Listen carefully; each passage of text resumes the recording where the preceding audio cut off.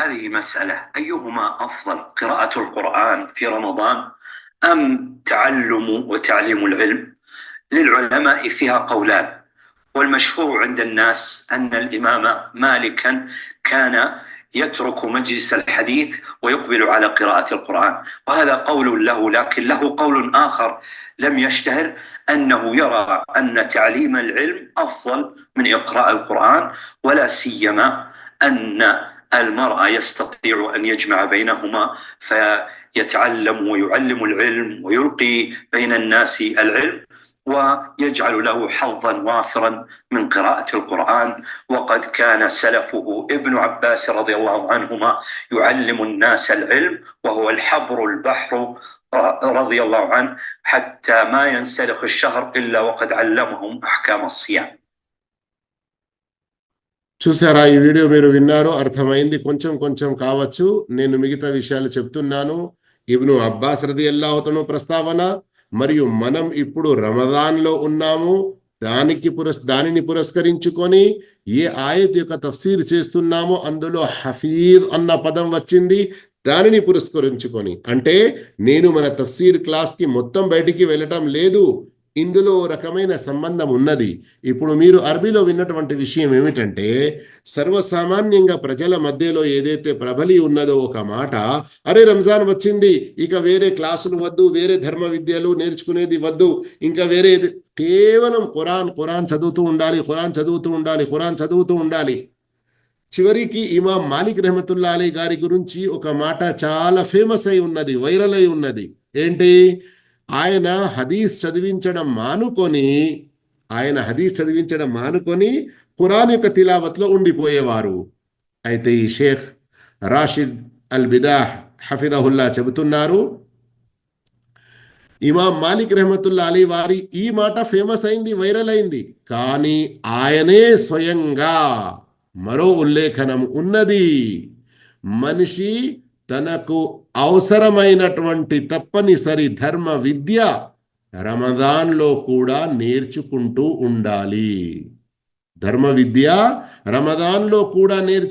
ఉండాలి. అందుకొరకే ఈయన చెప్పారు, రమదాన్లో తప్పనిసరిగా అవసరమైన ధర్మ విద్యకు కూడా కొంత సమయం కేటాయించండి, మరియు ఖురాన్ యొక్క తిలావత్కు కూడా సమయం కేటాయించండి. అది వదిలి ఇది అన్నట్లుగా కాదు. మరియు ఇమాం మాలిక్ యొక్క ఈ మాట కూడా ఉన్నది, రుజువై ఉన్నది ఆయన ద్వారా. ఆయన ఎక్కడి నుండి చెప్పారు?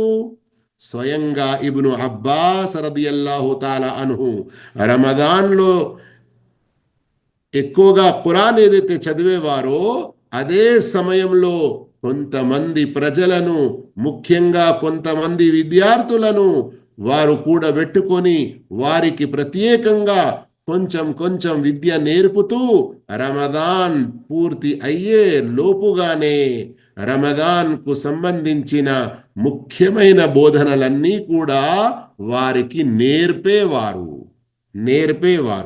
దీని ద్వారా ఏం తెలిసింది? రమదాన్ ఖురాన్ యొక్క మాసం వాస్తవమే, ఖురాన్ యొక్క మాసం అన్నది వాస్తవమే. కాకపోతే ఎక్కడైతే, ఏ ప్రాంతంలోనైతే, ఏ సందర్భాల్లోనైతే ప్రజల్లో విద్య చాలా తక్కువగా కొరతలో ఉన్నారో అక్కడ ధర్మ విద్య నేర్పడం ఇది కూడా చాలా ముఖ్యమైన విషయం. దీనికి సంబంధించి సహీ బుఖారీ యొక్క వ్యాఖ్యానాల్లో ప్రఖ్యాతిగాంచిన వ్యాఖ్యానకర్త ఎవరు? ఇమాం ఇబ్ను హజర్ అస్కలానీ రహమతుల్లా అలై. ఇబ్ను హజర్ అస్కలానీ రహమతుల్లా అలై యొక్క కూతురు ఫాతిమా రజబ్ నెల నుండే సహీ బుఖారీ చదివించడం ప్రారంభించేవారు. మరియు రమదాన్లో వచ్చేసరికి సహీ బుఖారీ యొక్క పఠనము, దాని యొక్క చదవడం అనేది పూర్తి అయ్యేది.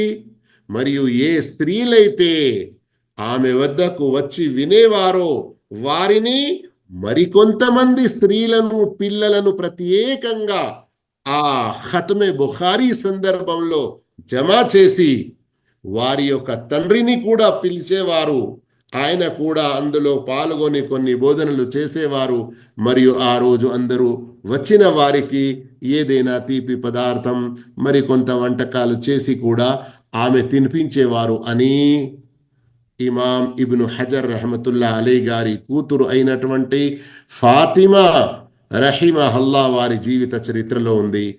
సోదర మహాశయులారా, రమదాన్ క్లాసులు మనం ఏదైతే ఈ విధంగా పెట్టడం జరిగిందో, ఈ రీతిలో మన సలఫే సాలిహీన్ యొక్క విషయాలు ఆధారాలు ఉన్నాయి. ఖురాన్ తిలావత్తో పాటు వారు ధర్మ విద్య కొరకు కూడా ఇలా ప్రయత్నం చేసేవారు.